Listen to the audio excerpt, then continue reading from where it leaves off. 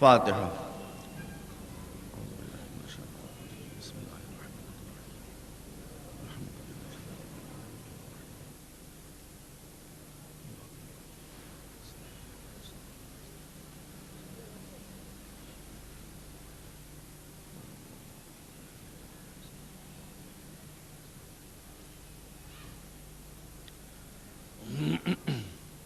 اعوذ باللہ السمیع العلیم من الشیطان اللعین الرجیم۔ بسم اللہ الرحمن الرحیم، الحمد للہ رب العالمین، بارئ الخلائق اجمعین، والصلاة والسلام علی سیدنا و نبینا و شفیعنا ابی القاسم محمد آلہ الطیبین الطاہرین المعصومین الہداة المہدیین الذین اذھب اللہ عنہم الرجس وطہرہم تطہیرا۔ اما بعد، فقد قال اللہ سبحانہ تبارک و تعالی فی کتابہ المبین، وہو اصدق الصادقین، هو الذي أرسل رسوله بالهدى ودين الحق ليظهره على الدين كله ولو كره المشركون۔ صلوات محمد وعلى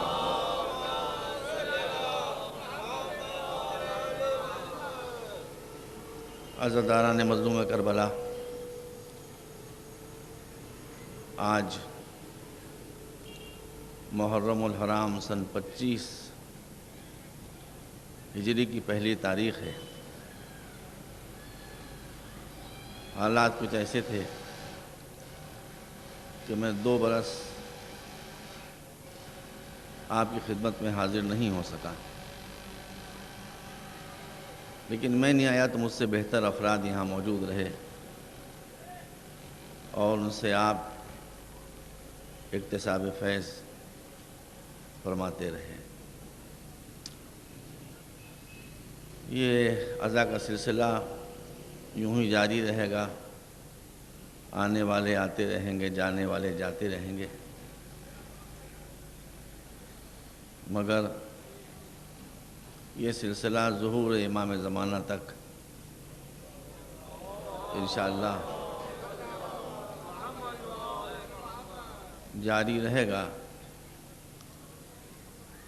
اس لیے کہ جس اللہ نے اس آیہ کریمہ میں، جس کا میں ترجمہ آپ کے سامنے کرتا ہوں ابھی،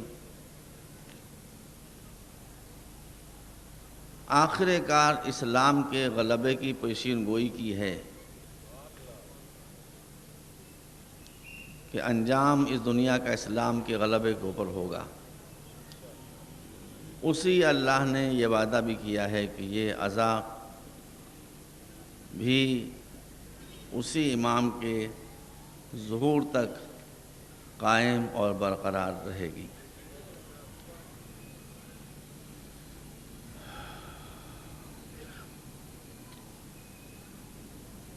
سرکار سید الشہداء امام حسین علیہ السلام نے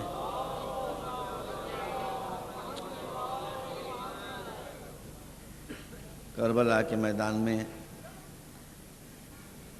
جو بے مثال قربانی دی تھی،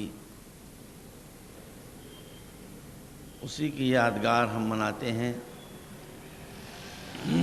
اور سب مسلمان مناتے ہیں اپنے اپنے طریقے سے۔ ہمارا انداز یہ ہے کہ چونکہ امام حسین علیہ السلام کی قربانی اسلام کو زندہ کرنے کے لیے تھی، یزید کے دور میں اسلام پر خطرناک ترین وقت پڑا تھا، اس لیے کہ 2-4 آدمی اگر بہک جائیں تو اس سے کوئی فرق نہیں پڑتا ہے، لیکن جو اپنے کو خلیفہ رسول کہہ رہا ہو وہ بد کردار ہو جائے تو پھر غیر یہی سمجھیں گے کہ اسلام یہی ہے جو یزید کی شکل میں دکھائی دے رہا ہے۔ یہ بڑا خطرناک مرحلہ تھا۔ اسی لیے امام حسین علیہ السلام اٹھے اور آپ نے وہ قربانی پیش کی کہ دنیا کو یہ اندازہ ہو جائے کہ بادشاہت اور ملوکیت کا اسلام سے کوئی رابطہ نہیں ہے۔ اسلام کو سمجھنا ہے تو بادشاہت و ملوکیت کو چھوڑ کر امامت کے در کے اوپر آؤ، تو تم کو معلوم ہوگا کہ اسلام کیا ہے۔ تو آیت کا ترجمہ آپ سماعت فرما لیں۔ ارشاد الہی ہے قرآن پاک میں، هو الذی ارسل رسولہ بالہدی، وہ اللہ ساری کائنات کا بنانے والا، زمان و مکان کا پیدا کرنے والا، جس کے علاوہ سب محتاج اور وہ غنی، جس کے علاوہ سب بے بس اور وہ مختار کل،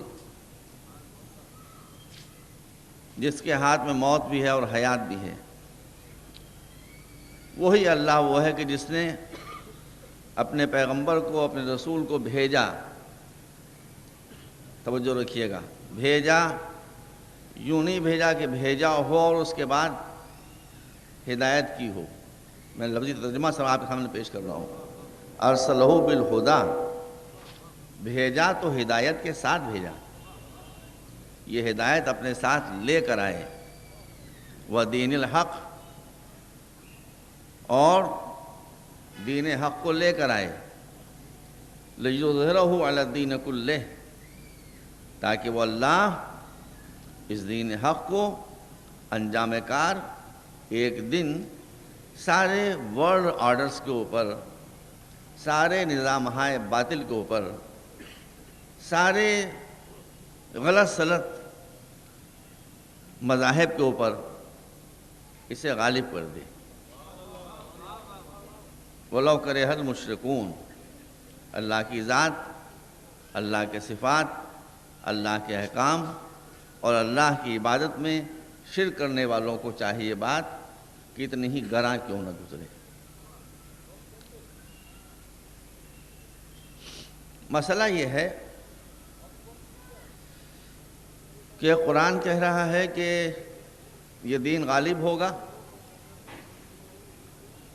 اور ہم جب مسلمانوں کی حالت پر غور کرتے ہیں تو مسلمان ہر جگہ مغلوب دکھائی دے رہے ہیں، تعداد بہت زیادہ ہے، 1 ارب سے زیادہ مسلمان ہیں، 57 اسلامک اسٹیٹس ہیں، مگر اس کے بعد بھی مسلمان ہر جگہ ذلت، رسوائی، قتل اور مظلومیت کا شکار ہیں۔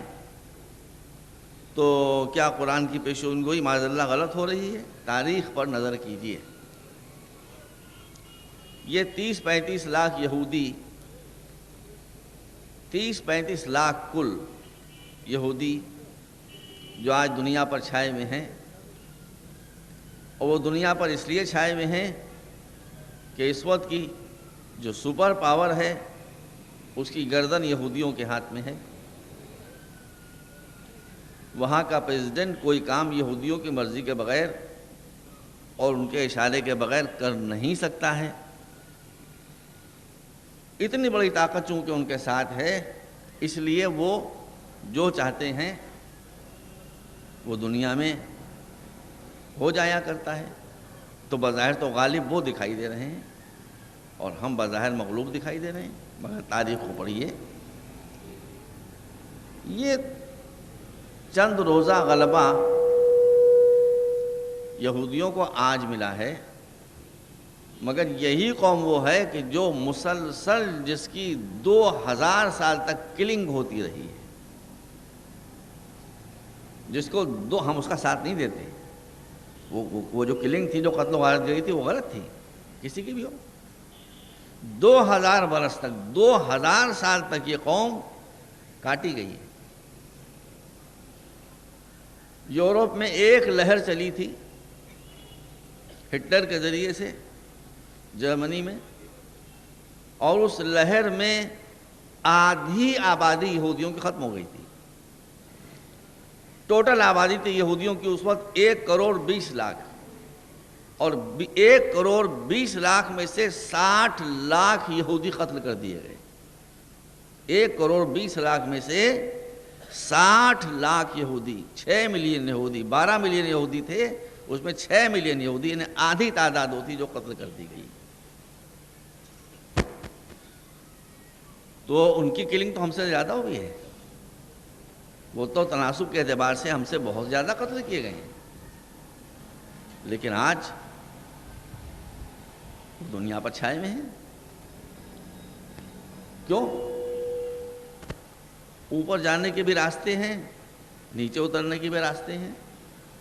جو آدمی اوپر جانے کے راستے پر چلے گا وہ چڑھتا چلا جائے گا، جو آدمی نیچے اترنے کے راستے پر چلے گا وہ نیچے اترتا چلا جائے گا۔ یہ دنیا عالم اسباب ہے، جہالت اندھیرا ہے، علم روشنی ہے۔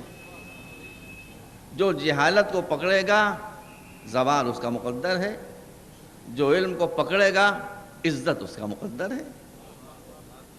وہ کم تھے مگر انہوں نے علم کو پکڑ لیا،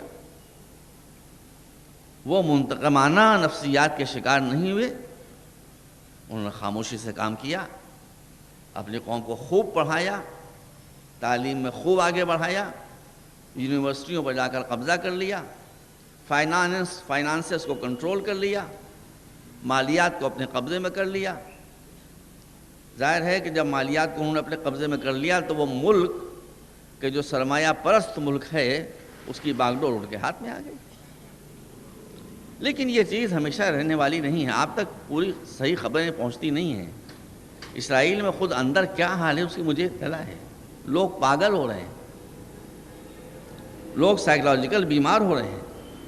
وہ لوگ کہ جو آرزوؤں اور تمناؤں کے ساتھ اسرائیل میں یورپ سے اور نرم کہاں سے آئے تھے، وہ سب بوریا بستر سمیٹ کر واپس جا رہے ہیں۔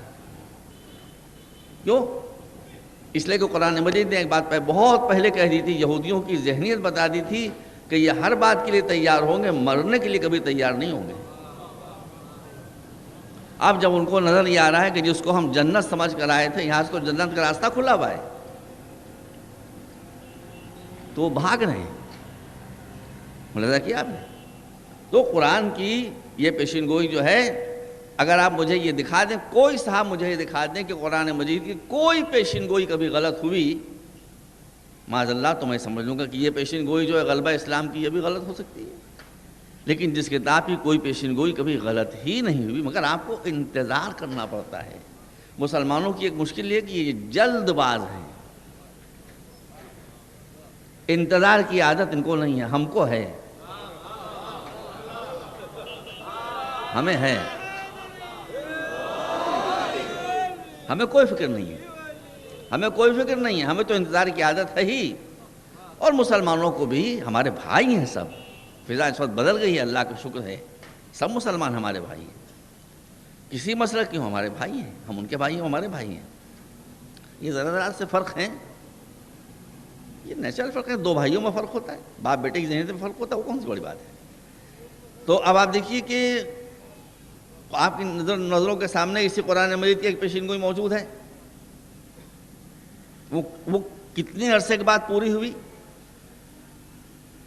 حضرت قرآن مجید میں ہے کہ حضرت ابراہیم اللہ کی بارگاہ میں دعا کرتے ہیں، حضرت ابراہیم خلیل اللہ جو حضور کے بعد سب سے بزرگ نبی ہیں، وہ یہ دعا کرتے ہیں اللہ کی بارگاہ میں، جس کا ذکر قرآن مجید میں ہے کہ ربنا وَبَعَثْ فِيهِمْ رَسُولًا مِّنْهُمْ يَتْلُو عَلَيْهِمْ آيَاتِكَ وَيُزَكِّيهِمْ وَيُعَلِّمُهُمُ الْكِتَابَ وَالْحِكْمَةَ۔ پالنے والے ان لوگوں میں انہی میں سے ایک نبی کو بھیج دے کہ جو ان میں آیات الہی کی تلاوت کرے، ان میں علم پھیلائے، ان کا تزکیہ نفس کرے۔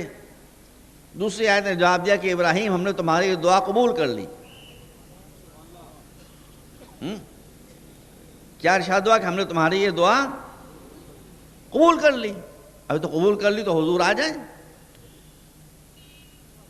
قبولیت دعا کا وعدہ ہو رہا ہے ابراہیم سے، اور حضور کب ظاہر ہو رہے ہیں؟ حضرت ابراہیم کے انتقال کے 2000 برس کے بعد، 2000 برس کے بعد دعا اس وقت قبول ہوئی۔ اور قبولیت دعا کا نتیجہ کب سامنے آ رہا؟ حضور کی شکل میں 2000 برس کے بعد۔ غور کیا آپ نے؟ تو جب ابراہیم سے کیا ہوا وعدہ 2000 برس کے بعد پورا ہو رہا ہے تو حضور سے کیے وعدے کو تو ابھی کل 1500 برس ہوئے ہیں، ابھی تو ویسے ہی 500 برس بعد، تو جلدی کس بات کی ہے؟ بس یہ دنیا عالم اسباب ہے۔ محرم اگر نہ ہوتا تو میں آپ کو مبارکباد دیتا، لیکن یہ سوگ کا مہینہ ہے، یہ غم کا مہینہ ہے، یہ ازداری کا مہینہ ہے، مبارکباد آپ کو نہیں دے سکتا۔ لیکن میری یاد میں، بلکہ تاریخ میں جہاں تک میرا حافظہ ساتھ دے رہا ہے، یہ بات پہلی مرتبہ ہوئی ہے، بالکل پہلی مرتبہ ہوئی ہے کہ امام کعبہ،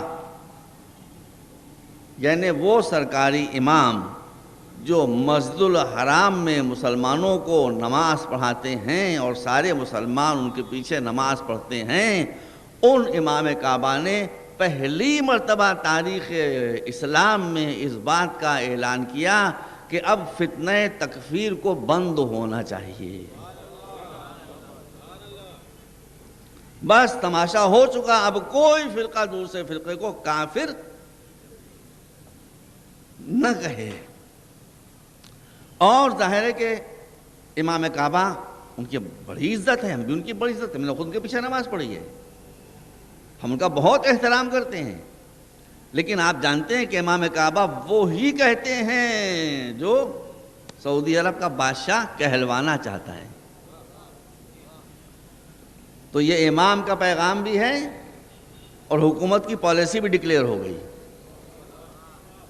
سعودی حکومت کی پالیسی بھی اب سے ڈکلیئر ہو گئی، ہم اس کو ویلکم کرتے ہیں، یہ بہت اچھی بات ہے، اور اس کا پورے عالم اسلام کے اوپر اثر پڑے گا، اس لیے کہ کعبے سے بھی بلند ہونے والی آواز کو اگر مسلمان نہیں سنیں گے تو پھر کس آواز کو سنیں گے؟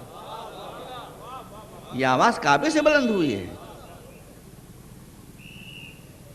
ہم اللہ کا شکر ادا کرتے ہیں، دیر آئے درست آئے، ٹھیک ہے آج صحیح، کم سے کم بات تو سامنے آئی، اس کا اثر پڑے گا، مسلمان متحد ہوں گے، آپس کے اختلافات کو بھولیں گے، ہر شخص یہ سمجھے گا کہ مسلک ہمارا ہے، دین اللہ کا ہے، جس کو میں آپ کے سامنے شاید عرض کر چکا ہوں گا۔ اور جس دن مسلمان ایک ہو گئے اسی دن سے اللہ کا وعدہ ہے رسول کے زبانی کہ ید اللہ مع الجماعہ، اگر تم یہ چاہتے ہو کہ وہ ایک تمہارے ساتھ ہو جائے تو پہلے تم ایک ہو جاؤ، جس دن تم ایک ہو گئے اسی دن سے اللہ کا ہاتھ تمہارے اوپر آ جائے گا، اور جب اللہ کا ہاتھ ہمارے اوپر آ جائے گا تو ید اللہ فوق ایدیہم، دنیا کی ہر طاقت کے اوپر اللہ کا ہاتھ غالب رہا کرتا ہے۔ تو غلبہ اسلام کی پہلی علامت تو اللہ کا شکر ہے کہ ہمارے سامنے آ گئی۔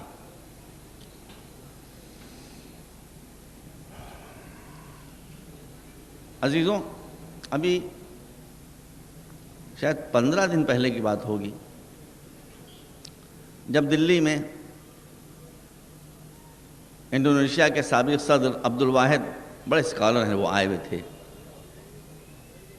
تو دہلی کے ایک میرے دوست ہیں سراج الدین قریشی صاحب، دہلی کی نمایاں شخصیت ہیں، اسلامک سینٹر کے صدر ہیں، انٹرنیشنل اسلامک سینٹر کے سراج الدین قریشی صاحب، انہوں نے تاج ہوٹل میں ان کے اعزاز میں ڈنر دیا اور مجھے اپنی جگہ سے بلایا کہ آپ آئیے، میں بہت میرا لحاظ کرتے ہیں، اتنا اصرار کیا انہوں نے کہ میں وہاں پہنچ گیا۔ تو میں آپ کو بتا رہا ہوں کہ ماحول کیسا بدل رہا ہے۔ تو اس استقبالیہ میں ہر فرقے کے لوگ موجود تھے، ہر مسلک کے لوگ موجود تھے، اور عبد الواحد صاحب نے بہت ہی اسکالرلی تقریر کی، اور ان کا زور بھی اسی بات کے اوپر تھا کہ لڑنے کا زمانہ ختم ہو گیا، اب ملنے کا زمانہ ہے، اب ہمیں اپنی آنکھیں کھول لینا چاہیے، ہم لڑ نہیں رہے تھے، ہم کو لڑایا جا رہا تھا، اس لیے کہ دنیا جانتی تھی کہ مسلمان وہ ہیں کہ ان پر قابو اسی وقت پایا جا سکتا ہے کہ جب یہ ملنے نہ پائیں، اور جب یہ مل جائیں گے تو ہمارا زوال ہو جائے گا۔ خیر وہ ڈنر ونر ہو گیا، میں سب نام پتے آپ کو سب بتا رہا ہوں کہ اول تو آپ یہ سوچ نہیں سکتے کہ میں اس ممبر پر آ کر جو میرے باپ دادا کا ممبر نہیں، جو رسول کا ممبر ہے، معاذ اللہ جان بوجھ کر کوئی غلط بات کہوں گا، استغفر اللہ، لیکن پھر بھی میں یہاں نام پتے سب بتا دیتا ہوں کہ کسی کو بھی شک ہو تو وہ چیک کر لے۔ ڈنر ہونے سے پہلے دہلی کے ایک بہت بزرگ سنی عالم خواجہ حسن ثانی نظامی صاحب، وہ بھی میرے بہت اچھے دوستوں میں ہیں، میں ان کے پاس جا کر بیٹھ گیا، ان سے گفتگو شروع ہوئی تو میں نے ان سے کہا کہ آپ کا ایک واقعہ وہ ہے جو میں اکثر مجلسوں میں آپ کا حوالہ دے کر پڑھا کرتا ہوں۔ کہہ لے کون سا واقعہ؟ میں نے کہا آپ یاد کیجئے، جب سے کچھ برس پہلے ایوان غالب میں بہت بڑا وہ ہال ہے دہلی کا، اس میں جشن مولود کعبہ ہو رہا تھا، اور جشن مولود کعبہ کرنے والے بھی علی صدیقی صاحب تھے۔ اب صدیقی کے نام سے ظاہر ہے کہ اہل سنت میں تھے، وہ ہمارے شیعہ نہیں تھے، اس لیے مقررین بھی زیادہ تر اہل سنتی حضرات تھے، اور آپ بھی تشریف فرما تھے، اور شیعوں میں میں تھا۔ کہ ہاں یاد ہے مجھے۔ تو میں نے کہا اس کے بعد کیا ہوا تھا؟ کہ ہاں مجھے یاد ہے خوب کیا ہوا تھا اس کے بعد۔ میں نے کہا کیا ہوا تھا آپ بتائیے، وہی واقعہ میں پڑھا کرتا ہوں۔ کہ وہ یہ ہوا تھا کہ وہ سب حضرات آ رہے تھے تقریریں کرنے کے لیے، اور مولا علی کے بڑے فضائل و مناقب بیان کر رہے تھے، بڑی اچھی اچھی باتیں کر رہے تھے، مگر ہر آدمی بات کو یہیں پر لا کر ختم کرتا تھا کہ فضائل تو مولا علی کے یہ ہیں اور ایسے تھے اور ویسے تھے، اور یہ ان کی خصوصیات تھے، اور یہ ان کے کلمات کمالات تھے، اور یہ ان کے فضائل ہیں، اور یہ ان کے مناقب ہیں، اور یہ ان کے مراتب ہیں، مگر یہ جو کہا جاتا ہے کہ وہ کعبے کے اندر پیدا ہوئے تھے، یہ بات صحیح نہیں ہے۔ ہر آدمی آ کر بات کو یہیں پر ختم کرتا تھا کہ یہ بات صحیح نہیں ہے۔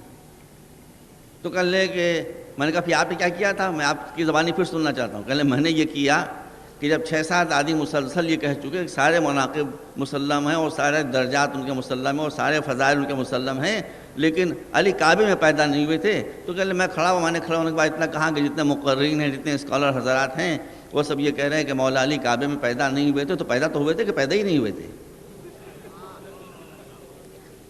اور واقعی ان کا تھا کہ تو پیدا تو ہوئے تھے یا پیدا ہی نہیں ہوئے تھے؟ تو سب نے کہا کہ ہاں پیدا تو ہوئے تھے۔ تو کہنے میں جب سب نے کہا کہ پیدا تو ہوئے تھے، تو میں نے کہا پھر آپ وہ جگہ بتا دیجیے جہاں پیدا ہوئے تو ہم اسی کو کعبہ بنا دیں گے۔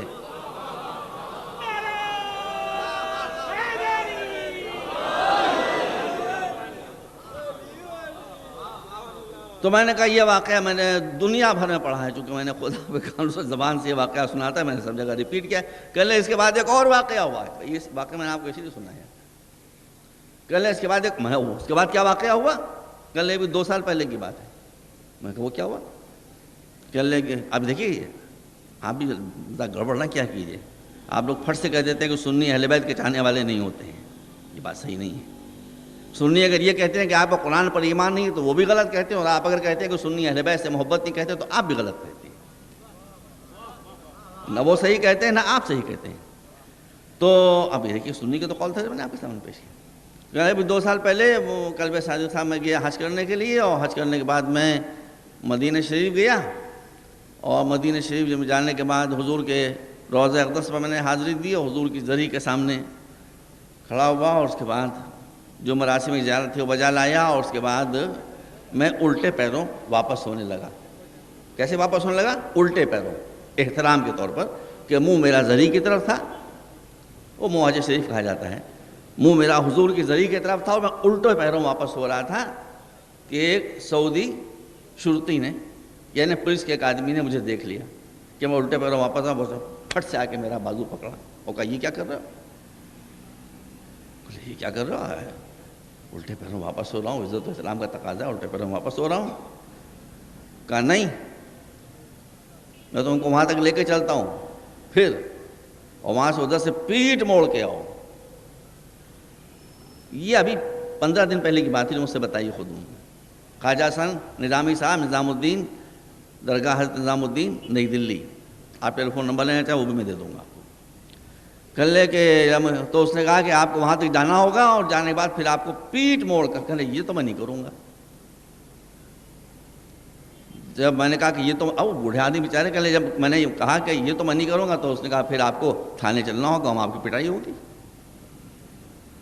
اور پٹائی تو مزہ سی بات ہوتی ہے. تو کہا کہ آپ کو وہاں چلنا ہوگا اور آپ کی پٹائی ہوگی. میں نے کہا ٹھیک ہے، تو مجھے لے چلو تھانے، میں پٹنے پر تیار ہوں. میری پیٹھ پر کوڑے پڑیں یہ میں برداشت کر سکتا ہوں، لیکن رسول کی زری کی طرف میری پیٹھ ہو جائے یہ میں برداشت نہیں کر سکتا. دیکھیے یہ احترام کی بات ہے، میں اپنا مسلک ہے.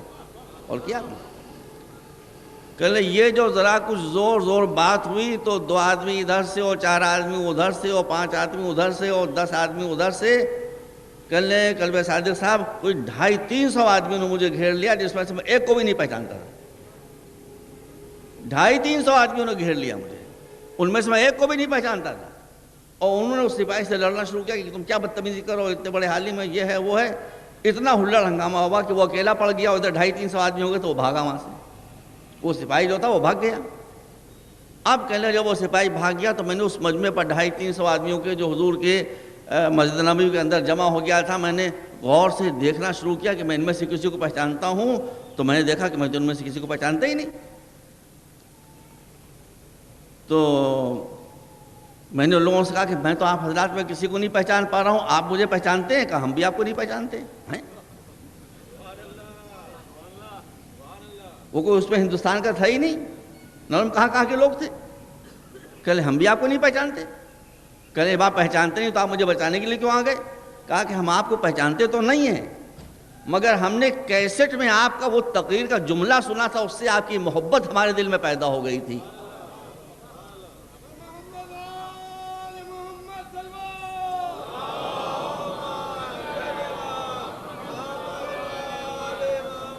اس لیے ہم آپ کی مدد کے لیے آ گئے. تو میں نے کہا اب اگر آپ کی اجازت ہو تو میں کچھ عرض کروں. کل نے کہی ہے. میں نے کہا آپ نے مولا کی مدد کی تو مولا کا کسی کا احسان اپنے اوپر رکھتے نہیں. انہوں نے مسجد نبوی میں آپ کی مدد کی اور آپ کو پٹنے سے بچا لیا. کہ نہیں ہاں بات تو یہی ہے. پھر کچھ اور بھی انہوں نے کہا جس کے عرض کرنے کا اس وقت موقع نہیں ہے. بات تو انہوں نے کچھ اور بھی کہی تھی.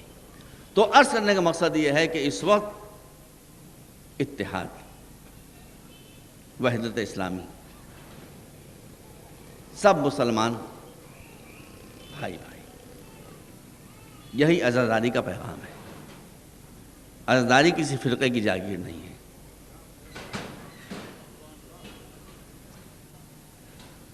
اہل بیت اختلافی شخصیت نہیں ہے. اب آپ یہ چاہیں کہ جیسے آپ مانتے ہیں ویسے سب مانیں، یہ تو بھائی گڑبڑ کی بات ہے. اپنے طریقے سب احترام کرتے ہیں. اب آپ دوسرے مسلک کی بات دیکھ لیجئے. آپ حضرات نام ضرور سنا ہوگا، ابھی 2 سال پہلے تو ان کا انتقال ہوا ہے. حضرت مولانا ابو الحسن علی ندوی، جو ندوۃ العلماء کے چانسلر، مسلم پرسنل لا بورڈ جو ہندوستان کی سب سے وقیع تنظیم ہے سارے مسلمانوں کی، جس میں ہر فرقے کے لوگ شامل ہیں، اس کے صدر، فیصل ایوارڈ جن کو مل چکا ہے، مگر مجھ سے بڑی محبت کرتے تھے. دیوبندی مسلک کے، سخت دیوبندی مسلک کے. مگر اب جب ذرا سا مسلمانوں پر وقت پڑا تو انہوں نے تقریر میں کیا کہا؟ کیسے آپ کہہ سکتے ہیں کہ وہ نہیں مانتے؟ بڑے اچھے مقرر تھے. انہوں نے اپنی تقریر میں ساری دنیا کے مسلمانوں سے خطاب کر کے یہ کہا کہ مسلمانوں سن لو، اب تم پر ایک ایسا عالم ابتلا آ گیا ہے، ہر طرف سے ایسا گھر گئے ہو، ہر طرف سے دشمن کا شکنجہ تم پر اتنا سخت ہو رہا ہے کہ اب تمہاری نجات کا ایک ہی راستہ ہے. تمہیں کوفے اور دمشق کی طرف نہیں دیکھنا پڑے گا، اب تمہیں کربلا کی طرف دیکھنا پڑے گا.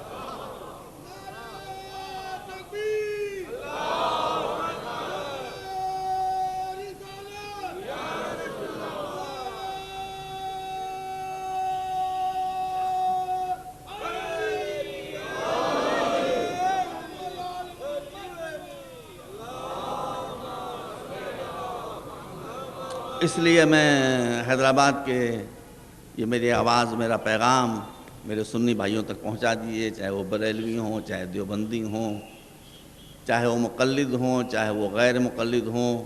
وہ شوق سے یہاں تشریف لائیں. اس فرش عزا پر جو آ جائے گا وہ میرا مہمان نہیں ہے، وہ اہل بیت کا مہمان ہے. اور جو اہل بیت کا مہمان ہے، مجھ میں مجال نہیں ہے، مجھ میں طاقت نہیں ہے، مجھ میں یہ جرأت و ہمت نہیں ہے کہ میں کوئی ایسی بات کہوں کہ جس سے اس کی دل آزاری ہو. میں تو اسلام کی بات کروں گا، صرف اسلام کی بات کروں گا. عزیزوں آپ غور کیجئے، اکثر جگہوں پر میں دنیا بھر میں گھومتا رہتا ہوں، یہ کوئی بناوٹی بات نہیں ہے، واقعیت ہے. یہ تو ہمارے مولانا عرفانی صاحب تشریف فرما ہیں، ان کے ساتھ بھی اکثر یہ ہوا ہوگا کہ کسی دیہات میں گئے، کسی گاؤں میں گئے، وہاں اسی دن یا اس سے ایک روز پہلے بچہ پیدا ہوا ہے کسی کے یہاں، وہ لے کر آئے گا کہ یہ بچہ کل پیدا ہوا، یہ بچی کل پیدا ہوئی ہے، مولانا صاحب آپ اس کا نام رکھ دیجئے. مولانا صاحب کیسے نام رکھیں؟ مولانا صاحب کیسے نام رکھیں؟ دیکھیے آپ بات کہاں تک جاتی ہے، بات کہاں تک جاتی ہے. جب امام حسن پیدا ہوئے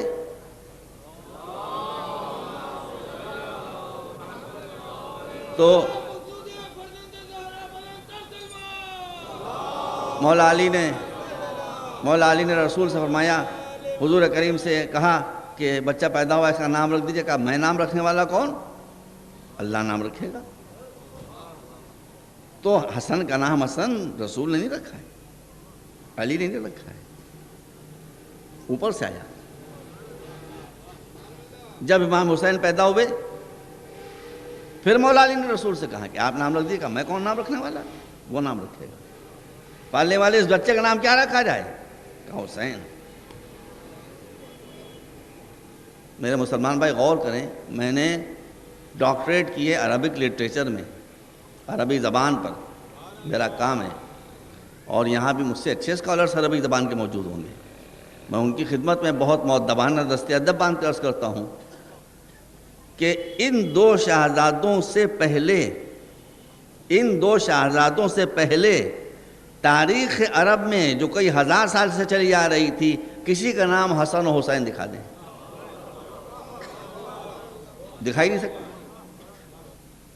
یہ نام ہی نہیں ملیں گے آپ کو. میں بالکل دعوے سے کر رہا ہوں، ممبر پہ کہہ رہا ہوں، کوئی صاحب مجھے دکھا دیں کہ ان دو شہزادوں سے پہلے یہ سنسکرت کے نام تو نہیں ہے نا، یہ ہندی کے نام نہیں، انگریزی کے نام نہیں، عربی کے نام ہے. حسن سے ہے. حسن کا ہے کہ لفظ عربی، اسی سے حسن ہے، اسی سے حسین ہے. تو اگرچہ دونوں خالص عربی کے لفظ ہیں، مگر تاریخ ادب عربی میں اور تاریخ اشخاص عرب میں آپ کو یہ نام ملیں گے ہی نہیں. محمد نام بہت ملے گا آپ کو، اور سارے نام ملیں گے، لیکن حسن حسین نہیں ملیں گے. تو مسلمان غور کریں کہ اگر اللہ چاہے تو عربی زبان کے اندر عربی زبان ہی کے دو ناموں کو غیبت کے پردے میں چھپا سکتا ہے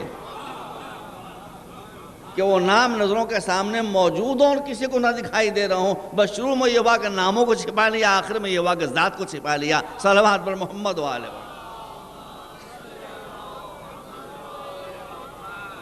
تو اب مولا علی نے جب حضور سے کہا کہ آپ نام رکھیے، تو انہوں نے کہا کہ اللہ پر میں سبقت نہیں کر سکتا، وہ نام رکھے. اب مولانا عرفانی صاحب پاس جب کوئی صاحب آتے ہیں یا مجھے حقیر و ذلیل پاس کوئی شخص آتا ہے کہ مولانا صاحب اس بچے کا نام رکھ دیا، میں اپنے کو جانتا ہوں کہ میں کتنے پانی میں ہوں، تو میں اللہ میں کیسے پوچھوں؟ تو میں کہتا ہوں اللہ کا کلام لے آؤ. اللہ کا کلام لایا گیا، قرآن مجید لایا گیا، ایک مخصوص دعا ہے وہ پڑھی گئی. دعا پڑھنے کے بعد قرآن کو کھولا گیا، اور قرآن کو کھولنے کے بعد جو پہلا لفظ دکھائی دیا، ملاحظہ کیا آپ نے، پہلی سطر کا پہلا لفظ، اسی کی مطابقت سے بچے کا کوئی نام رکھ دیا گیا. تو اب چونکہ ہم براہ راست اللہ سے تخاطب نہیں کر سکتے، لہذا اس کے کلام کو وسیلہ بناتے ہیں، اور اس کے کلام کے وسیلے سے ہم اللہ کی مرضی کو معلوم کرتے ہیں، اور اس کے بعد ہم بچے کا نام رکھتے ہیں. تو ہم بچوں کا نام رکھتے ہیں قرآن مجید کے وسیلے سے، اور حسن و حسین نام رکھا گیا براہ راست اللہ کے حکم سے، اور اس کے پیچھے اس کا فلسفہ خود اللہ نے بتایا کیا ہے، وہ میں اس تفصیل میں جانا نہیں چاہتا. تو میرے عرض کرنے کا مقصد یہ ہے کہ یہ وقت ایسا ہے کہ سارے مسلمانوں کو سب سے پہلے متحد رہنا ہے۔ اب آپ توجہ فرمائیے جو بات میں کر رہا ہوں۔ مولانا عرفانی صاحب آپ مجھ سے بتائیے، اور کوئی عالم یہاں تشریف فرمائے ہو مجھ سے بتائیں کہ اگر آپ نے کسی بچے کا نام رکھا، کچھ نام رکھا، مثلا محمد علی نام رکھ دیا، یا فرض کیجئے عبد القدوس نام رکھ دیا، یا اور کوئی نام رکھ دیا، میری کیا حیثیت ہے؟ مولانا صاحب مجھ سے بہتر ہیں، مگر میرا بھی تجربہ یہ ہے کہ جو نام میں نے رکھ دیا پھر 10 برس کے بعد جب گیا تو اس بچے کا نام بدلا، پھر نہیں گیا۔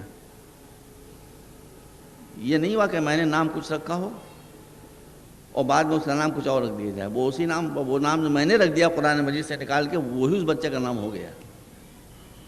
اب یہاں مسئلہ کیا ہے؟ کوئی ہے شیعہ، کوئی ہے سنی، کوئی ہے دیوبندی، کوئی ہے بریلوی، کوئی اپنے کو اہل حدیث کہہ رہا ہے، کوئی اپنے کو اہل قرآن کہہ رہا ہے۔ مسلمانوں غور کرو ذرا، ارے میرا ایسا ذلیل و رسوا انسان قرآن مجید کی مدد سے اگر کسی مسلمان بچے کا کوئی نام رکھ دیتا ہے تو ماں باپ زندگی بھر اس بچے کا نام تبدیل نہیں کرتے،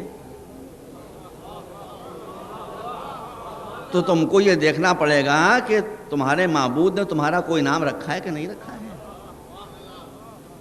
آپ جب قرآن پڑھو گے مسلمانوں، شیعوں اور سنیوں، دیوبندیوں، بریلویوں، سب سن لو، قرآن تو ایک ہی ہے بھائی، تو اللہ کیا کہتا ملے گا؟ اللہ یہ کہتا ملے گا ہوا سماکم المسلمین، ہوا سماکم المسلمین، وہ اللہ وہ ہے، اے مسلمانوں وہ اللہ، وہ تمہارا پیدا کرنے والا، وہ تمہارا معبود، وہ تمہارا مالک وہ ہے کہ جس نے تمہارا نام مسلم رکھا ہے۔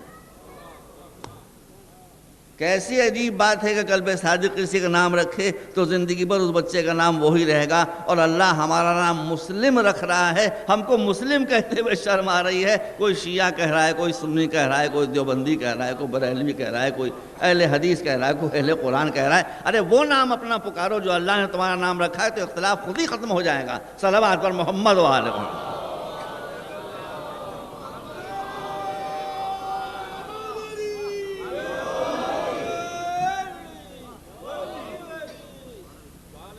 یہ بھی نہ کہو کہ میں شیعہ مسلم ہوں، یہ بھی نہ کہو کہ میں سنی مسلم ہوں۔ دیکھیے برا نہ مانیے گا، یہاں ہر رنگ کے لوگ بیٹھے ہیں اور ہر عمر کے لوگ بیٹھے ہیں اور ہر طرح کے لوگ بیٹھے ہیں۔ میں اگر اس مجمع سے پوچھنا شروع کروں آپ کا نام، آپ کون ہیں، آپ کیا ہیں، تو کوئی یہ کہے گا میں کالا مسلم ہوں، میں گورا مسلم ہوں، میں گنجا مسلم ہوں۔ گنجا جانتے ہیں نا، اس کے بال نو وہ گنجا، اب گنجے مجھے دکھائی دے رہے ہیں، میں خود ہی آدھا گنجا ہو چکا ہوں، تو یہ کہے گا گنجا مسلم ہوں، کچھ نہیں، مسلم فرقہ گھر کے اندر۔ لیکن یہ توہین ہے کہ اللہ آپ کا نام رکھے مسلم اور آپ اس نام کو چھوڑ کر کوئی اور نام اپنا رکھیں، تو کتنی بڑی توہین کی بات ہے۔ بس برادر عزیز، اب مسئلہ یہ آتا ہے، ہمارے بھائی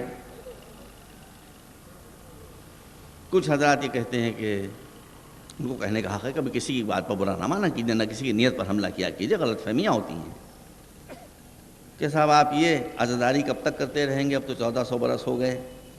ٹھیک ہے، کسی آپ جس لحاظ سے کہہ رہے ہیں اس لحاظ سے بری بات نہیں ہے، مگر ہم عزاداری کب سے کر رہے ہیں؟ 1400 برس۔ اس میں ہم کیا کرتے ہیں؟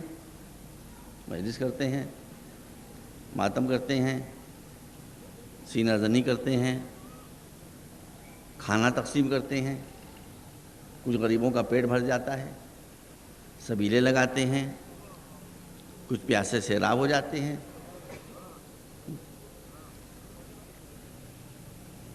یہ ہم کیوں کرتے ہیں کہ ایک نبی زادہ دین کے اوپر قربان ہو گیا، جب وہ قربان ہوا تو وہ بھوکا بھی تھا اور وہ پیاسا بھی تھا،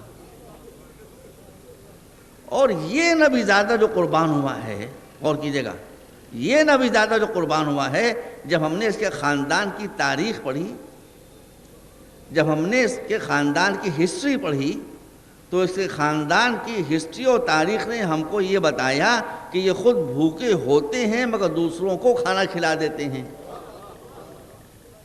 یہ خود پیاسے رہتے ہیں مگر اپنے دشمن کو پانی پلا دیتے ہیں۔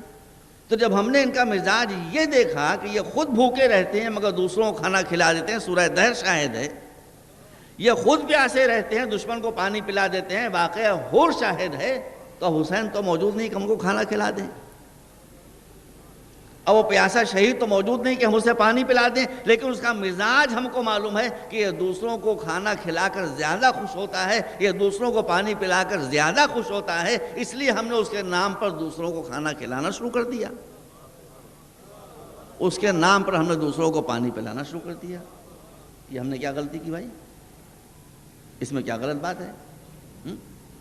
ایک نبی زادہ قربان ہو گیا، اس کی یادگار ہم 1400 برس سے منا رہے ہیں، تو کچھ لوگوں کو ذرا اس پر شکوک و شبہات ہو رہے ہیں۔ اب میں آپ سے پوچھنا چاہتا ہوں کہ حضرت ابراہیم سے آپ کا کیا رشتہ ہے؟ حضرت ابراہیم ہمارے رسول ہیں، بزرگ ترین رسول ہیں، معصوم ہیں، نبی ہیں، اولوالعزم پیغمبر ہیں، مگر میں آپ سے پوچھوں سارے مسلمانوں سے کہ آپ امت محمد ہیں یا امت ابراہیم ہیں، تو آپ کیا کہیں گے؟ آپ امت محمدی ہیں، تو عقیدت کا رشتہ ہے، عمل کا رشتہ نہیں ہے۔ وہ میدان منع میں ایک بچے کو لے کر آتے ہیں، اللہ نے حکم دیا کہ ذبح کر دو، اس بچے کو خواب دیکھا ہے، اپنے خیال میں اپنے بچے کو ذبح کر دیتے ہیں، آنکھ کھلتی دیکھتے ہیں بچہ ذبح نہیں ہوا، دمبا ذبح ہو گیا۔ تو ایک نبی زادہ ذبح نہیں ہو سکا، اس کی جگہ دمبا ذبح کرا دیا گیا،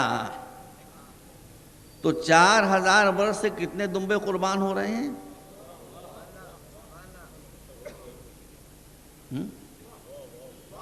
بھائی حج کا کون سا ایسا رکن ہے جو یادگار نہیں ہے؟ مجھے آپ بتائیں، گہرائی میں مسلمانوں کو جانا چاہیے۔ حج، بس مجھے سوال ختم ہو رہا ہے، حج کا کون سا رکن ہے ایسا کہ جو یادگار نہیں ہے؟ یہ دمبے جو آپ ذبح کرتے ہیں، یہ بکرے جو آپ کاٹتے ہیں، یہ کاہے کی یادگار ہے؟ یہ سب اسی دمبے کی یادگار ہے۔ اور یہ معمولی بات نہ سمجھیے، روایات کا مسئلہ نہیں ہے، قرآن مجید میں ہے کہ وَالْبُدْنَ جَعَلْنَاهَا لَكُم مِّن شَعَائِرِ اللَّهِ، یہ قربانی کے جانور جب تک بازار میں ہے جانور ہیں، لیکن جب تم نے ان کو خرید لیا قربانی کی نیت سے تو وہ جانور نہیں رہ گئے، اب وہ شاعر الہی بن گئے۔ یہ قرآن کہہ رہا ہے بھائی، یہ قرآن کہہ رہا ہے، میں تھوڑی کہہ رہا ہوں۔ میں نے آیت پڑھ دیا آپ کے سامنے، وَالْبُدْنَ جَعَلْنَاهَا لَكُم مِّن شَعَائِرِ اللَّهِ۔ لاسا اور آگے بڑھ جاؤں، خالی دمبے ہی شاعر الہی نہیں ہیں، وَالْقَلَائِدِ، ان دمبوں کے گلوں میں جو پٹے تم ڈالتے ہو یہ بھی شاعر الہی۔ کیوں؟ اس لیے کہ دمبے کے گلے میں جو پٹا ڈالتے ہو یہ منسوب ہے اس دمبے کی طرف، دمبا منسوب ہے اس دمبے کی طرف۔ وہ دمبا وہ ہے کہ جس نے اسماعیل کے بچانے کے لیے اپنی جان قربان کر دی تھی، دیکھا آپ نے؟ اور وہ اسماعیل تھے ایک نبی خدا کے بیٹے، تو کتنے فاصلوں سے ہوتا ہوا سلسلہ جا کر ٹوٹا کہاں پر؟ اللہ پر۔ اس لیے یہ گلے کے پٹے بھی جانوروں کے شاعر الہی ہو گئے۔ کیوں؟ اس پٹے کو دیکھو گے تو دمبا یاد آئے گا، دمبے کو دیکھو گے تو وہ دمبا یاد آئے گا، وہ دمبا یاد آئے گا تو اسماعیل یاد آئیں گے، اسماعیل یاد آئیں گے تو ابراہیم یاد آئیں گے، ابراہیم یاد آئیں گے تو خدا یاد آئے گا۔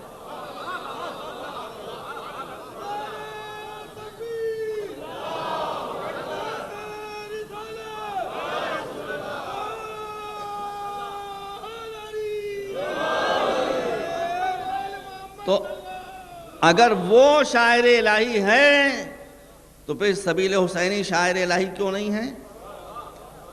آپ جب پانی پئیں گے تو کوئی پیاسا یاد آئے گا، جب پیاسا یاد آئے گا تو کربلا یاد آئے گی، جب کربلا یاد آئے گا تو حسین یاد آئیں گے، جب حسین یاد آئیں گے تو رسول یاد آئیں گے، جب رسول یاد آئیں گے تو خدا یاد آئے گا۔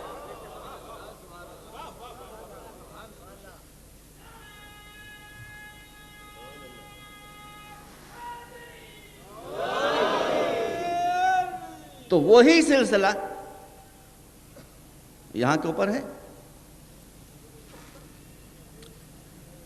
میں گزشتہ سال گیا تھا حج کرنے کے لیے. آپ حضرات تو ماشاء اللہ بہت حج کرنے کے لیے جاتے ہوں, وہاں کوئی اختلاف نہیں تھا, شیعہ سنی سب ایک. اچھا کہیں کوئی حادثہ نہیں ہوتا, آپ مجھے بتا دیں طواف میں سنا آپ نے کبھی کوئی آدمی کچل کے مرا ہے؟ سنا ہے آپ نے؟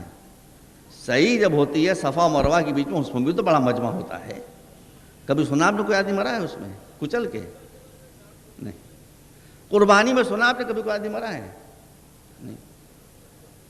آدمی کہاں مرتے ہیں؟ ہر سال, کبھی کم کبھی زیادہ. بات کیا ہے کہ 3 پتھر لگے ہوئے ہیں مینا سے باہر. یہ 3 پتھر کیا ہیں؟ یادگار ہیں شیطان کی. شیطان نے یہاں بہکایا تھا, یہاں بہکایا تھا. اب آپ غور کر لیجئے, میں انصاف کی بات کر رہا ہوں. یہ پتھر اب سے 50 سال پہلے زمین سے 2 فٹ اونچے تھے. یہ اب جب حاجیوں کا مجمع بہت بڑھا تو ایک پل بنایا گیا اسی راستے پر جہاں لوگ رمی کرنے کے لیے آتے تھے. تو اب پل بنایا گیا تو پتھر کیسے ماریں؟ لہذا اس شیطان کے قد کو اونچا کیا گیا. اس نے پہلے پل کے نیچے سے اپنی گردن نکالی. کیوں؟ جو حجات تشریح گئے وہ بتائیں, میں غلط کہہ رہا ہوں. اور مجمع بڑھا تو ایک پل اس کے اوپر اور بنایا گیا. اب وہاں کیسے مارے؟ تو اس کا قد اور اونچا ہوا. اس نے اس موقع سے اپنا سر نکالا تو جو اتنا سا تھا وہ. تو یہ بدعت تو نہیں بھی؟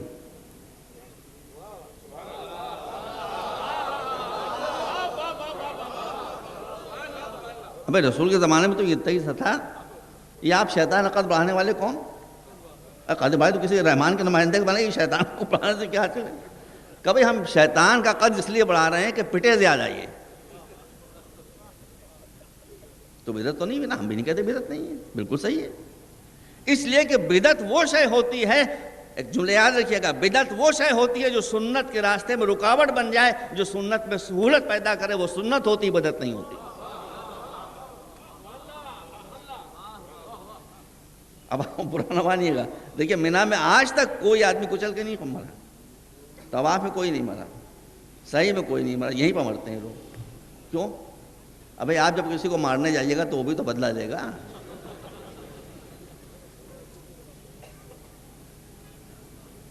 چوٹ تو سب کھاتے ہیں, اس لیے کہ وہ ایک ویل کنواں ایسا بنا ہوا ہے اور چاروں طرف سے لوگ پتھر مار رہے ہیں. اب ہر آدمی ملٹری کا آدمی تھوڑی ہے کہ جس کا نشانہ بالکل صحیح ہو, اس کو 7 پتھر مارنا ہوتے ہیں. 7 پتھر وہ 25 پتھر لے کے جاتا ہے کہ وہ پڑھنا ضروری ہے اس کے لیے. تو وہ اس کے تو 7 پڑھتے ہیں, اور جو آس پاس کھڑے مار رہے ہیں, کسی کے یہاں پڑا, کسی کے یہاں پڑا, کسی کے یہاں پڑا, کسی کے یہاں پڑا. ہم لوگ الگ پٹتے رہتے ہیں. میرے خود ہی ناک کو پڑا کے پتھر ہے, خون نکلنے لگا. اور کیا آپ نے؟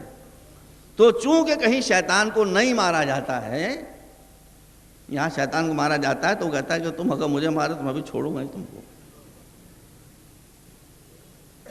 اور اس کے بعد ایک پتھر وہ ہے جو کعبے کے اندر لگا ہوا ہے. دیکھیے پتھر یہ بھی ہے, پتھر وہ بھی ہے, مگر وہ ہدایت کرنے والا ہے یا گمراہ کرنے والا ہے؟ یہ جوتے کھا رہا ہے, اس کو بوسے لگائے, اس کے ڈھیلے پڑ رہے ہیں, اس کو چوما جا رہا ہے. اگر اس کو ڈھیلے نہ مارے جائیں تو حج نہیں ہو سکتا, اس کو بوسہ نہ دیا جائے یا کم سے کم استسلام نہ ہو تو حج نہیں ہو سکتا.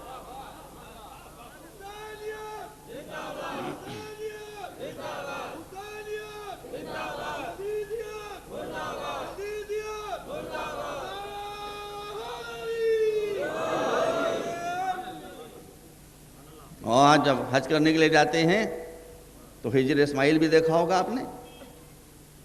کعبے کے ایک طرف ایک دیوار ایسی بنی ہوئی ہے, کوئی شیعہ سنی کا اختلاف نہیں ہے, کوئی دیوبندی بریلوی کا اختلاف نہیں ہے. ہر مسئلے کا حکم یہ ہے, ہر مسلک کے کا حکم یہ ہے کہ دیکھو جب کعبے کا طواف کرو تو اس دیوار اور کعبے کے بیچ سے نہ گزرنا. وہ کافی 3 ساڑھے 3 4 میٹر کا فاصلہ ہے, اس کے باہر جاؤ. یہ کیوں بھائی؟ کیوں؟ اب یا تو بتائیں کیوں, یہ جو میں کہہ رہا ہوں اس کو سماعت فرمائیں. بات کیا ہے کہ وہ جو پورشن ہے اس کے اندر حضرت اسماعیل اور حضرت حاجرہ کی قبریں ہیں. سن لیجئے، سمجھ لیجئے، یہ کوئی شیعہ سنی کا مسئلہ نہیں، میں تو کر رہا ہوں اسلام کی بات کروں گا، میں ہر فرقے میں جو بات مسلم ہے کہ حضرت اسماعیل اور حضرت حاجرہ کی قبریں ہیں اس پورشن کے اندر. تو حاجیوں کو طواف کعبہ کرنے کا حکم ہے، مگر ان قبروں کو اپنے پیروں سے روندنے کی اجازت نہیں ہے. یہ قبروں کا احترام نہیں ہے تو پھر کیا ہے؟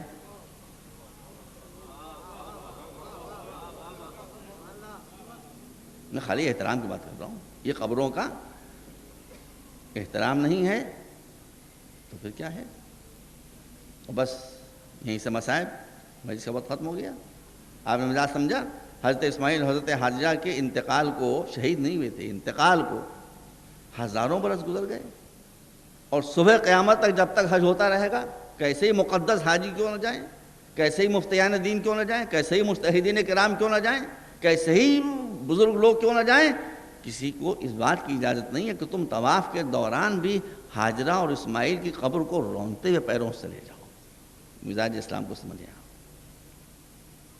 جو اسلام ایک نبی زادے کی قبر کے اوپر سے اسلام مسلمانوں کو گزرنے کی اجازت نہ دے، ان مسلمانوں نے کیا جزا دی اس کی کہ اپنے ہی نبی کا نواسا، اور کربلا کے میدان میں اس کی لاش ہے، ٹکڑے ٹکڑے، اور گھوڑے اس لاش کو پامال کر رہے ہیں، ادھر کے سوار ادھر اور ادھر کے سوار ادھر. بس بات بہت لمبی تھی لیکن وقت ختم ہو گیا، تو میں بس جواب دے دوں کہ کب تک ہم ازداری، اب ہمیں کیا، ہم سے کہیے میں آج روک دیں ازداری، میں کو مسئلہ نہیں ہے. ہم سے کہیے کہ ہم آج ازداری روک دیں، ہم روک دیں، کوئی ایسا مسئلہ نہیں ہے. مگر پہلے آپ کو ادھر سے سگنل لینا پڑے گا معبود کی طرف سے، اس لیے کہ اس نے خاک کربلا کو عزادار بنا رکھا ہے. ہم تو اپنی آنکھوں سے آنسو بہاتے ہیں، مجلس میں آ کر بیٹھتے ہیں، لیکن سندھ میں، پاکستان کے اور دیگر مقامات پر، ہندوستان کے مختلف مقامات کے اوپر، شیعوں کے پاس بھی اور سنیوں کے پاس بھی، میں کوئی بھی بات ایسی مرضی کہ مجھے کوئی ٹوک سکے، میں نے خود دیکھا ہے کہ جن جن بزرگوں کے پاس شیعہ بھی ہیں اور سنی بھی ہیں، تربت حسینی کی تسبیح موجود ہے. دانے اس خاک کے جو تربت حسینی کے ہیں، وہ دانے عاشور کا دن آیا، زوال کا وقت آیا، اور انہوں نے اپنا مٹیالہ لباس اتار کر خون کا لباس پہننا شروع کیا. تو جس دن سے اللہ اس مٹی کا سوگ بڑھا دے گا اور یہ مٹی خون میں تبدیل نہیں ہوگی، اسی دن سے ہم بھی اپنی ازاداری کو بڑھا دیں گے. لیکن جب اس کی طرف سے بنائی ہوئی مٹی حسین کا سوگ منا رہی ہے، حسین کا غم منا رہی ہے، سرخ رنگ میں تبدیل ہو کر، جس کو میں نے اپنی آنکھوں سے دیکھا ہے، تو اب اگر کوئی اپنے اپنے طریقے سے منائیے، میں بات نہیں کہتا ہوں، یہ میں نہیں کہتا کہ ہمارے طریقے سے، آپ اپنے طریقے سے منائیے، کوئی ایسی بات نہیں ہے، لیکن حسین کا غم تو آپ کو منانا پڑے گا. اور اگر کوئی آدمی حسین کا غم نہیں منائے گا تو میں سمجھوں گا کہ وہ مٹی سے بھی بدتر ہے، وہ خاک سے بھی بدتر ہے. اس لیے کہ خاک اشارہ قدرت کے اوپر عاشور کے دن سرخ ہوتی ہے. جس کو یقین نہ ہے وہ پتہ معلوم کرے اور جا کے اپنی آنکھوں سے دیکھے، جیسے میں نے اپنی آنکھوں سے دیکھا ہے. اور یہ سنت بھی کس کی قائم کی ہوئی ہے؟ رسول کی. بس آج مجلس سے زیادہ نہیں پڑھ پاؤں گا مصائب، وقت بہت ہو گیا. حسین مدینے سے چل رہے ہیں، نانی 90 سال سے زیادہ عمر، ام المومنین حضرت ام سلمہ رضی اللہ تعالی عنہا، جھکی ہوئی کمر، لکڑی کا سہارا کیے آتی، بیٹا کہاں جا رہے ہو؟ بیٹا میرے لال کہاں جا رہے ہو؟ کہا نانی مدینہ چھوڑ رہا ہوں، مدینہ رہنے کے لائق نہیں رہ گیا، جا رہا ہوں، مجھے اسلام کو بچانا ہے. کہا بیٹا سب طرف جانا، عراق نہ جانا. کہا کیوں؟ اب سارے مسلمان سنیں، اپنی اپنی کتابوں کو دیکھیں، میں شیعہ کتابوں تھوڑی پڑھ رہا ہوں، یہ اب سنی کتابوں میں روایتیں بھری ہوئی ہیں. کہا بیٹا کیوں؟ کہا نانی کیوں؟ کہا تمہارے نانا مجھے بتا گئے ہیں کربلا ایک مقام ہے عراق میں، وہاں تم مظلومیت کے ساتھ شہید کر دیے جاؤ گے۔ اور آپ معلوم ہے کہ حضور نے خالی بتایا نہیں تھا، وقت ختم ہو گیا، میں نے تفصیلات مٹی دی تھی کربلا کی اٹھا کے۔ تمام بزرگ ترین علماء اہل سنت نے واقعہ لکھا ہے۔ کہا ام سلمہ تم زندہ رہو گی اس وقت تک اپنے پاس رکھنا، جس دن یہ مٹی سرخ ہو جائے سمجھنا میرا بچہ شہید ہو گیا۔ تو پھر رسول نے کیا کہا تھا؟ رسول نے کہا تھا جب مٹی سرخ ہو جائے تو خوب ہنسنا، یہ کہا تھا۔ یہ کہا تھا کہ لال کپڑے پہننا، یہ کہا تھا۔ کیا کہا تھا وہ رسول کے عمل سے ظاہر ہے۔ اس لیے کہا کہ معلوم ہے کہ جب عاشور کے دن ام سلمہ نے حضرت ام سلمہ نے رسول کو خواب میں دیکھا ہے تو خود بتاتی ہیں کہ میں نے یہ عالم دیکھا کہ سر و ریش پر خاک پڑی ہوئی ہے، آنکھوں سے آنسو بہ رہے ہیں۔ بس کہا نانی آپ کو تو اتنا ہی معلوم ہے کہ میں کربلا میں شہید ہوں گا، اور مجھے تو وہ نقطے معلوم ہیں، وہ مقامات معلوم ہیں جہاں جہاں علی اکبر شہید ہوگا، جہاں عباس شہید ہوگا، جہاں قاسم شہید ہوگا، جہاں اور نو محمد شہید ہوں گے۔ کہا بیٹا میں نے اس زمین کے بڑے فضائل سنے ہیں، کیا اس کی زیارت کر سکتی ہوں؟ کہا نانی کیوں نہیں، میرے پاس آئیے، میرے پاس آ جائیے، ایک منٹ مجلس ختم ہو رہی ہے، آئیے میرے پاس۔ نانی آئی، حسین نے ہاتھ اٹھایا، اٹھانے کے بعد ہاتھ جھکا، زمین کے سارے تختے پست ہوئے، کربلا سامنے آ گئی۔ کہا نانی کیا دکھائی دے رہا ہے آپ کو؟ کہا بیٹا ایک ریگزار ہے، ایک ریگستان ہے، اس میں ایک نہر بہہ رہی ہے۔ کہا یہی وہ جگہ ہے جہاں آپ کا نواسہ شہید کیا جائے گا۔ نانی میرے پاس آئیے۔ حسین نے انگلی اٹھائی، دیکھیے وہ جگہ آپ کو دکھائی دے رہی ہے نا، یہی جگہ وہ جگہ ہے کہ جہاں میرا یتیم بھتیجا قاسم گھوڑوں کے سموں سے پامال ہوگا۔ یہ حسین اپنی زندگی میں زیارت کرا رہے ہیں۔ نانی وہ جگہ دکھائی دے رہی نا آپ کو، یہی میرا بچہ علی اکبر گھوڑے سے گرے گا۔ نانی یہ نہر فرات دکھائی دے رہی ہے نا، اسی کنارے میرا یہ شیر سپاہی عباس، اس کی لاش ٹکڑے ٹکڑے پڑی ہوگی۔ نانی ایک تھوڑی سی بلندی آپ کو ٹیلا دکھائی دے رہا ہے نا، یہی یہ بچہ جو ابھی پیدا ہوا ہے، جو کربلا پہنچ کر 6 مہینے کا ہوگا، یہ میری گود میں شہید ہوگا۔ اور نانی وہ آپ کو ایک پست جگہ دکھائی دے رہی ہے، نشیب، یہی جگہ وہ جگہ ہے جہاں میں سجدے کے عالم میں ہوں گا، اور میرے گلے پر یہ سب نانا مجھے بتا گئے ہیں، نانا بتا گئے ہیں۔ اس کے بعد حسین نے ہاتھ آگے بڑھایا، وہاں سے مٹی اٹھائی، اٹھانے کے بعد نانی کو دی، کہا کہ نانی، نانا نے جو مٹی آپ کو دی ہے نا، اس کو بھی لے جا کے اسی مٹی کے ساتھ رکھ لیجیے، 2 شیشیوں میں رکھ لیجیے، ایک شیشی میں وہ ہے، ایک میں اس کو رکھ لیجیے، جب وہ مٹی سرخ ہوگی تو یہ مٹی بھی سرخ ہو جائے گی۔ بس داداروں حسین روانہ ہو گئے، نانی پلٹ کے گھر میں آ گئی، دن گزرنے لگے، محرم کا مہینہ شروع ہوا۔ اب ام سلمہ کا بیان یہ ہے کہ محرم کا چاند دیکھنے کے بعد، آج 1400 برس کے بعد آپ اتنا بے چین ہو جاتے ہیں چاند دیکھنے کے بعد، تو نانی کہہ رہی تو کیا غلط کہہ رہی ہے؟ فرماتی کہ دل پر میرے چھریاں چلنا شروع ہوئی، یہاں تک کہ جب عاشور کا دن آیا تو فرماتی ہیں کہ روز تو میں ان مٹیوں کو ایک مرتبہ آ کر دیکھتی تھی، لیکن عاشور کو اتنا بے چین تھی کہ بار بار آ کے اس مٹی کو دیکھتی تھی۔ یہاں تک کہ ظہر کی نماز پڑھنے کے بعد جب میں نے جا کر مٹیوں کو دیکھا، دونوں مٹیوں کو دیکھا، دونوں مٹیاں اپنی جگہ پر ہیں، میں نے کہا ٹھیک ہے میرا بچہ زندہ ہے، رسول کا نواسہ زندہ ہے۔ اس کے بعد میں تھک گئی، میری آنکھ لگ گئی تو میں نے خواب میں رسول کو دیکھا کہ رسول تشریف لائے، جیسا کہ میں نے بھی عرض کیا آپ کے سامنے، آئے ہیں رسول، عالم کیا ہے کہ سر و ریش پر خاک پڑی ہوئی ہے، آنکھوں سے آنسو بہ رہے ہیں، ہاتھوں میں 2 شیشے لیے ہوئے ہیں جن میں خون تازہ جوش مار رہا ہے۔ کہا ام سلمہ تم سو رہی ہو، تم بڑے آرام سے مدینے میں سو رہی ہو، تمہیں پتہ نہیں کربلا میں میرا چمن پامال ہو گیا، میرا بچہ حسین کربلا میں شہید کر دیا گیا۔ ام سلمہ میں آج صبح سے کربلا کے میدان میں تھا، یہ 2 شیشے دکھائی دے رہے ہیں نا تم کو، اس میں حسین و اصحاب حسین کا خون ہے۔ بس ام سلمہ کی آنکھ گھبرا کر کھلی، ایک مرتبہ آ کر ان شیشوں کو دیکھا جہاں مٹی تھی، دیکھا کہ خون تازہ جوش مار رہا ہے، واہ محمدہ واہ علیہ وَسَيَعْلَمُ الَّذِينَ ظَلَمُوا أَيَّ مُنقَلَبٍ يَنقَلِبُونَ اللهم اغفر للمؤمنين والمؤمنات والمسلمين والمسلمات الأحياء منهم والأموات إنك تغفر الذنوب جميعا برحمتك يا أرحم الراحمين۔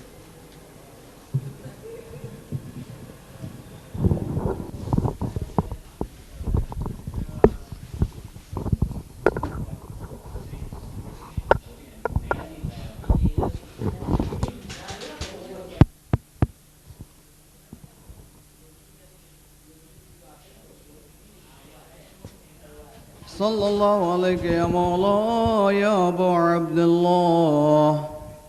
السلام عليك يا ابن رسول الله. السلام عليك يا ابن أمير المؤمنين وابن سيد الوصيين. السلام عليك وعلى جدك وأبيك. السلام عليك وعلى أمك وأخيك. السلام عليك وعلى الأئمة الطيبين الطاهرين المعصومين من بنيك. السلام عليك وعلى المستشهدين معك. السلام عليك يا أبا الفضل عباس ابن أمير المؤمنين. بأبي أنتم وأمي طبتم وطابت الأرض التي فيها دفنتم وفزتم والله فوزا عظيما. فيا ليتني كنت معكم فأفوز معكم. السلام عليكم يا جميع شهداء كربلاء ورحمة الله وبركاته. السلام عليك يا غريب الغرباء. السلام عليك يا معين الضعفاء والفقراء. السلام عليك يا مغيث الشية والزوار في يوم الجزاء. السلام عليك يا سلطان العرب والعجام. السلام عليك يا أبا الحسن يا علي بن موسى رضا راضي بالقضاء والقضاء. حجة الله ورحمة الله وبركاته. السلام عليك يا مولانا يا صاحب الأمر والعصر والزمان. السلام عليك يا شريك القرآن. السلام عليك يا خليفة الرحمن. السلام عليك يا مظلمان. السلام عليك يا إمام الإنس والجان. عجل الله تعالى فرجك وسهل الله تعالى مخرجك وظهورك وجعلنا الله من أنصارك وأعوانك. الصلاة والسلام عليكم يا أهل بيت النبوة ومعدن الرسالة ورحمة الله وبركاته.